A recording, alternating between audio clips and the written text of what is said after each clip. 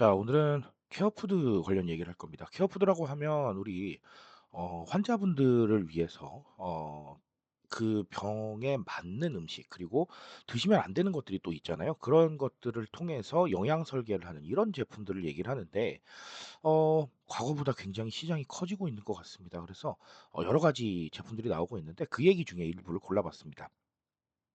바로 한번 들어가 보시죠. 자, 현대 그린푸드가 신장 질환 식단의 신제품을 최근에 또 출시를 했습니다.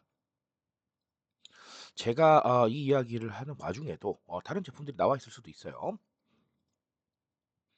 자, 그래서 말 그대로 신장 질환을 앓고 계시는 이런 분들을 위해서 좀 더 간편하고 그리고 좀 더 과거보다 좀 더 맛있게 드실 수 있는 이런 제품들을 내놨다라고 보시면 되겠습니다. 자, 그래서 투석 환자용과 비투석 환자용이 있는데요. 다양한 라인업이 있는데 엄격한 기준을 적용을 했어요. 그러니까 과거에는 케어푸드라고 하면 맛이 없다라는 인식이 있었는데 어쨌든 굉장히 다양한 재료들을 활용을 하면서 어 누구나 공감하시겠지만 이 환자분들을 위해서는 어느 정도 그 영양 가이드나 아니면 '이 정도는 넘어가면 안 돼.'라는 것들이 다 존재하잖아요. 예, 그걸 모두 다 맞춰 줬다라고 보시면 되겠습니다. 현재는 80여 종이 있는데 올해 100 종까지 늘리겠다. 요렇게 계획이 나와 있고 그러면 이거는 이 케어푸드의 제품들은 방금 말씀드린 것처럼 신장투석 환자 이런 쪽만 있느냐? 아니요. 굉장히 다양하게 나와 있습니다. 그래서 꼭 지병을 앓고 계신 분들이 아니더라도 '나 관리를 위해서 이런 거 먹을래.'라고 하면 네, 택하실 수 있는 제품들이 너무 많이 나와 있어요, 현대그린푸드는요. 예, 그래서 제가 아까 말씀드렸잖아요. 과거보다 상당히 좀 확장이 되고 있는 것 같다라는 말씀을 드릴 수 있는 게 그런 부분에서 나왔다라고 보시면 되겠습니다. 자, 그러면 현대그린푸드의 이런 케어푸드 확장, 웰니스죠 뭐. 예, 여기에 대한 부분을 좀 챙겨야 될 것 같습니다.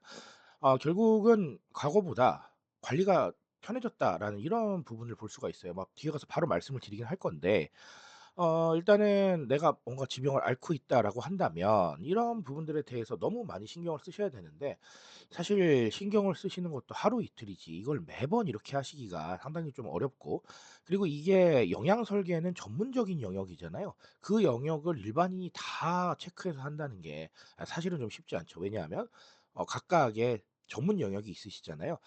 이 식단은 또 전문 영역이 있으실 거고 어떤 분이. 그리고 또 이 지병을 앓고 계시는 분들 중에서 또 다른 전문 분야를 가지고 계신 분들이 계실 텐데 타인의 전문 분야를 내가 다 체크해야 된다는 게 이게 쉬운 일이 아니라는 거죠.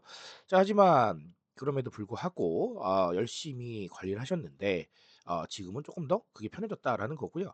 그리고 제가 앞서 말씀드렸지만 반드시 지병이 없으시더라도 '내가 좀 케어해야겠다. 내가 좀 관리해야겠다.'라고 하시면 이런 케어푸드 택하시는 분들 굉장히 많습니다. 이런 게 다 웰니스의 일부가 아닐까라고 생각을 하는 거죠.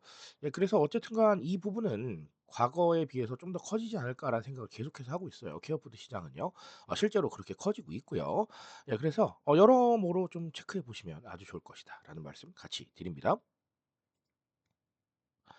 자, 그리고 이런 케어푸드 시장의 확장은 편리미엄하고도 맞닿아 있습니다. 앞서 말씀드린 얘기하고 살짝 겹치는 얘기들이 있긴 한데요.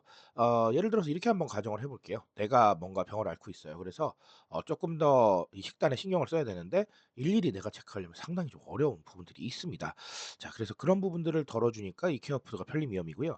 그리고 과거보다 좀 더 다양한 재료들을 좀 기술적으로 활용할 수 있는 부분들이 좋아졌는데 케어푸드는 맛이 없다라는 인식이 여기서 깨지고 있거든요. 뭐 어떻게 보면 맛의 편리함도 챙길 수 있을 것 같아요. 어느 정도까지 과거보단 맛있는데 그 맛을 내가 내는 게 아니라 타인이 내준다는 거, 그쵸? 예, 어느 정도까지 이것도 편리미엄인 것 같습니다. 제가 예전에 한번 그 컨설팅 때 만난 분이 그 식단에 관련된 AI 관련 사업을 하시는 분이 계셨는데 그분께서 그 아이디어를 내시게 된 이유가 어머니가 쪼끔 편찮으셨었는데 어머니 관련해서 이 식단을 다 하려다 보니 너무 좀 힘들어서, 그러니까 본인이 어머니를 위해서 그런 걸 한다는 게 힘든 게 아니라 이걸 다 체크하고 그게 본인은 AI 쪽의 전문가였는데 이게 식단을 좀 하려니까 너무 어려워서 "그걸 어떻게 대체할 수 있는 게 없을까?" 하다가 "이 아이디어가 나왔다."라고 하시더라고요. 그만큼 이게 어려운 영역인데 예, 그런 부분을 또 편리하게 해 주니까요. 예, 그래서 좋다라는 것이죠. 자, 이런 것처럼 누군가의 수고로움을 덜어주는 건 언제나 좋은 영역입니다. 그러니까 같이 한번 체크해 보시면 아주 좋습니다. 자, 오늘 케어푸드 얘기로 간단하게 두 가지 정리 드렸고요. 앞서 말씀드린 대로 앞으로도 확장할 수 있는 가능성이 매우 큰 시장이라고 보고 있습니다. 그래서 또 다른 사례 나오면 제가 한 번 더 정리 드리는 걸로 하겠습니다. 여기까지 말씀드리고요.